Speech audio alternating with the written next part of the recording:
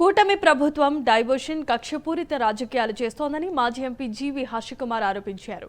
మానవతా దృక్పథంతో పనిచేయాలని కూటమి నేతలకు మాజీ ఎంపీ సూచించారు. బడ్జెట్లో రాష్ట్ర ప్రభుత్వం పూర్తిగా విఫలమైందని ఎద్దేవా చేశారు. ఎమ్మెల్సీ ఎన్నికల పోలింగ్లో కూటమి ప్రభుత్వం అక్రమాలకు పాల్పడిందని, పిఠాపురంలో గ్రాడ్యుయేట్స్ కు డబ్బులు పంచిందంటూ కూడా హర్షకుమార్ ఆరోపించారు. ఎంత మోసమైన బడ్జెట్ అంటే వారిని అమ్మ అసలు ఇలా హామీలు ఇచ్చి ఎగ్గొట్టి వాళ్ళ మీదకి శిక్షలు ఏమి ఉండవు.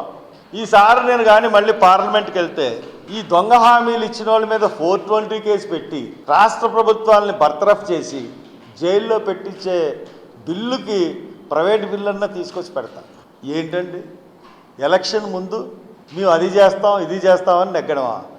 ఎలక్షన్లు అయిపోయిన తర్వాత మా దగ్గర ఈ లేవు మాట్లాడితే గత ప్రభుత్వం సిగ్గుండాలి.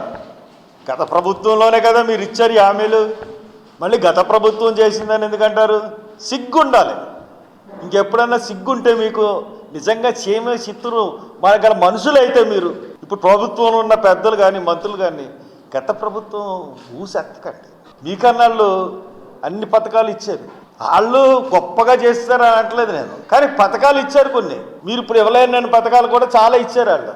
కాబట్టి నోరు మూసుకుని ఎదవేషాలు లేకుండా ఎదవ మాటలు మాట్లాడుకుంటూ గత ప్రభుత్వం ఖజానా ఖాళీ చేసింది, రాష్ట్రానికి తీసుకెళ్ళిపోయింది.